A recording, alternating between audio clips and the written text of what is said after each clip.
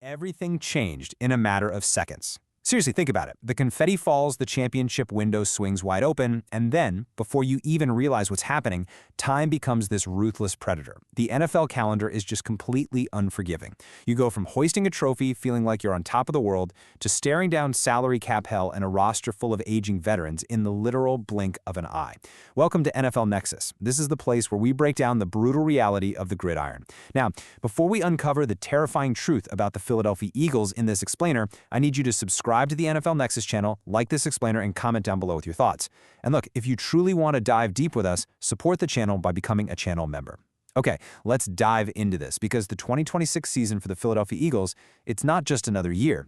It is a cinematic collision course of aging legends, unproven youth, and massive financial cliffs. The stakes have absolutely never been higher. So, I really want you to look closely at the reality facing this franchise right now. Let it sink in. We are just 3 short years removed from a Super Bowl appearance. But in the National Football League, 3 years? That's an absolute eternity. Right now, this roster is undergoing these seismic, tectonic shifts. The A.J. Brown trade has fundamentally altered the DNA of this entire offense. I mean, when you trade away a receiver who's commanding a nearly 30% target share, coming off back-to-back 1,400-yard seasons, you don't just lose a good player. You lose the gravitational pull of your entire offense. Suddenly, defensive coordinators don't have to roll a safety over the top on every single play. Now sure, Devonta Smith has stepped into that WR1 role with exceptional grace, but behind him, it is a giant, terrifying void of unproven talent. So we have to ask, is this truly a roster that can still contend, or is the championship window violently slamming shut right in front of our eyes? The answer lies in a series of ticking clocks scattered throughout the locker room, and it all starts with the most scrutinized man in the city.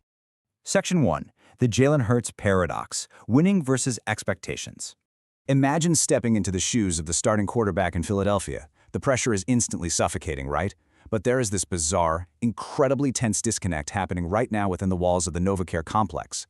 On one hand, you have a player with proven, undeniable success. But on the other hand, you have a front office that's projecting these unrealistic, almost fantasy football-level expectations onto him.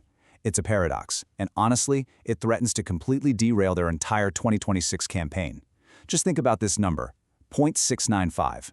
In the modern era of the Philadelphia Eagles, there hasn't been a single quarterback who has won at the sheer, relentless clip that Jalen Hurts has. He boasts a 57-25 career record as a starter. If you want to find another quarterback who won games like this for this historic franchise, you literally have to go back to Tommy Thompson in the 1940s. Yeah, you heard me right. We are talking about the era of leather helmets, post-World War II football, and the introduction of the T formation. Tommy Thompson hasn't taken a single snap since 1950. And that little history lesson brilliantly illustrates the undeniable, elite tier that Jalen Hurts occupies in the pantheon of Eagles football. And let's look at the sheer elite company he keeps across the league today. Among active quarterbacks with 50 or more career starts, Hurts sits alone in third place. The only 2 human beings on the planet ahead of him, Patrick Mahomes at .754 and Lamar Jackson at .710. That's it. All 3 of these guys are in the top 10 for win percentage in the entire Super Bowl era. And, need I remind you, Hurts flat out outplayed Mahomes on the biggest stage imaginable just 3 years ago. So let me aggressively challenge the narrative right now. People love to say, oh, wins aren't a quarterback stat. Fine. But do you honestly believe the Eagles are winning 69% of their games with Daniel Jones under center? What about Jacoby Brissett? Would they even win that many games with Justin Herbert? The answer is a resounding no. Yet the expectations placed on Hurts completely ignore the gritty, physical reality of exactly how he goes out there and wins football games. And that leads us perfectly to what might be the most baffling coaching decision of the modern era. To quote our source material, might as well take Spider-Man's webbing away while we're at it. I want you to really think about that metaphor. Can Spider-Man defeat the Green Goblin without his webs? Absolutely not. But for some mind-boggling reason, the Eagles have drastically reduced Jalen Hurts' ultimate superpower, his ability to run the football as a +1 in the running game. The smallest details from their devastating playoff loss to the 49ers in 2025 proved it. In a game where they desperately needed to control the clock, Hurts had just 5 carries for 14 yards. It was 3rd and 4 in the third quarter. That is the exact down and distance situation where he historically tucks the ball, freezes the weak side linebacker, and physically moves the chains to completely break a defense's spirit. But instead, he was forced to stay in a collapsing pocket. You are essentially stripping your superhero of his defining weapon right when the tactical battle matters the most. It's just a completely bizarre dynamic. To borrow a brilliant pop culture analogy from the explainer material we're looking at today, the Eagles are dating Sabrina Carpenter, but they desperately want Sydney Sweeney. They have a winner. They have a stoic, commanding leader. But they desperately, desperately want a pristine, prototypical pocket passer who never takes a hit and dissects zones like Drew Brees. I'm warning you right now, if this team doesn't wake up, abandon this fantasy, and just let Jalen Hurts play to his undeniable physical strengths, he simply will not survive in Philadelphia past 2026. The tension is going to snap. Section 2. Defining the trenches. Age versus youth. All right, let's move down into the mud, the trenches, the absolute engine of this football team. For over a decade now, the Philadelphia Eagles' greatest offensive strength has easily been their offensive line. But right now, that legendary front is caught in a terrifying tug of war. On one side, you have aging, undeniable greatness. On the other, unproven, raw youth. And the stability of this entire franchise is balancing on a knife's edge between the two. Just take a look at the incredibly ambitious, almost unbelievable timeline of right tackle, Lane Johnson. Drafted in 2013, he suffered a brutal, injury-riddled 2025 campaign, missing half the year with a devastating foot injury. We are talking about a severe Lisfranc issue here. A Lisfranc sprain for a 300-pound man trying to anchor against edge rushers like Micah Parsons is basically a functional death sentence. And when he was off the field, the team's rushing average absolutely plummeted by 1.5 yards per carry. Now here in 2026, he is 36 years old, but he absolutely refuses to go out on a low note. His stated goal? To anchor this line, directly opposite of Jordan Mailata, until he retires at age 40 in the year 2030. Honestly, it seems biologically impossible, but then you look at the film. The crucial point to understand here is that when Lane Johnson is actually on the field, he straight up defies the laws of athletic aging. 0 sacks allowed in 251 pass blocking snaps last season. A microscopic 2.0% pressure rate allowed per dropback. In fact, he has allowed just 1 single sack in his last 2,138 pass blocking snaps.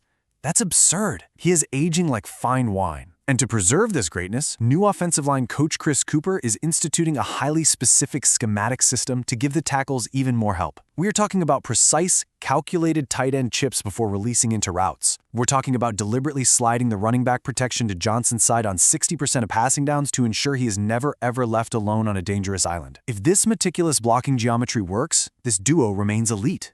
If not, the whole foundation crumbles. But while the offensive line is busy fighting Father Time, the defensive line is fighting a very different, much more explosive battle. Welcome to the Jalen Carter impasse. This is a high-stakes standoff if I've ever seen one. Tension is absolutely boiling over a stalled contract extension for the generational defensive tackle. The ruthless business side of football has violently collided with the delicate reality of locker room dynamics. And this creates a devastating catch-22 that's probably keeping general manager Howie Roseman awake at night. The Eagles' front office has drawn a firm line in the sand. They want to see week-to-week maturity, leadership, and off-field consistency from Carter before they just hand over the vault. But Carter and his representation, they want to entirely reset the defensive tackle market right now. We aren't just talking about a modest little raise. We are talking about Christian Wilkins money, Chris Jones money, $30+ million a year with $90 million fully guaranteed at signing. What happens if he holds in during training camp? What if this drags out into the regular season and he suddenly demands a trade? Seriously, what are you telling the fan base if you move on from A.J. Brown and a generational talent like Jalen Carter in the exact same offseason? It's a ticking time bomb just waiting to level the defense.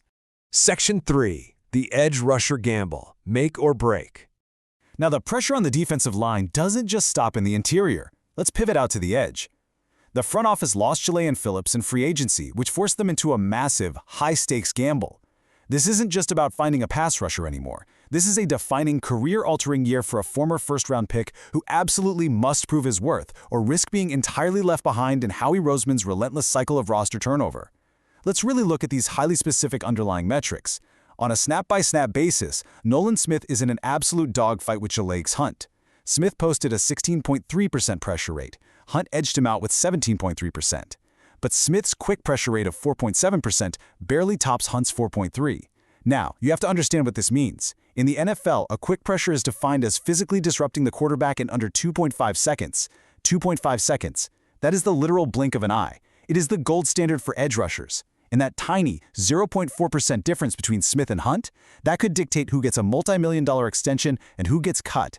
Smith is undersized at 238 pounds, but preposterously powerful. A lingering triceps injury completely derailed him last season.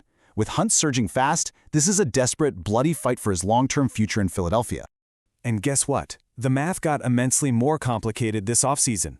Enter Jonathan Greenard. Last season, he posted a devastating, genuinely elite 18.1% pressure rate. The Eagles didn't just sign him. They backed up the Brinks truck and gave him a massive, monumental $100 million contract. That $100 million figure fundamentally changes the gravity of the entire room. With Greenard commanding the lion's share of attention and the salary cap, absolute perfection is now demanded from both Smith and Hunt opposite him. There is literally no room for error. If Smith can't stay healthy and produce at a top 15 level, the financial cycle of this league will chew him up and spit him right out. Section 4. Contract clocks ticking down. Which brings us to the darkest shadow hanging over the NovaCare complex, the looming financial cliffs, the brutal, unforgiving business of the National Football League. The ticking contract clocks threaten to dismantle this roster as early as next season, ratcheting up the desperation of the 2026 campaign to an absolutely feverish pitch. For a player, the structure of this next contract is utterly terrifying. Think about the massive drop-off in Saquon Barkley's guaranteed money. In 2026, he is guaranteed a very comfortable $16.75 million. But in 2027, that number plummets straight off a cliff down to a mere $2.5 million. Barkley makes over $20 million a season on average, and staring right at the Eagles is a massive $14.4 million option bonus in 2027. The structure of this contract essentially makes 2026 a potential farewell tour. Let's just state the cold hard business reality right now.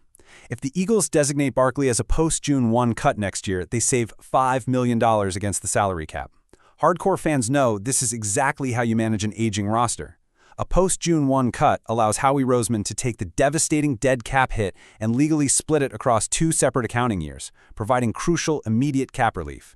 If they pick up his option instead, they are paying a massive premium for a 30-year-old running back with immense tread on his tires.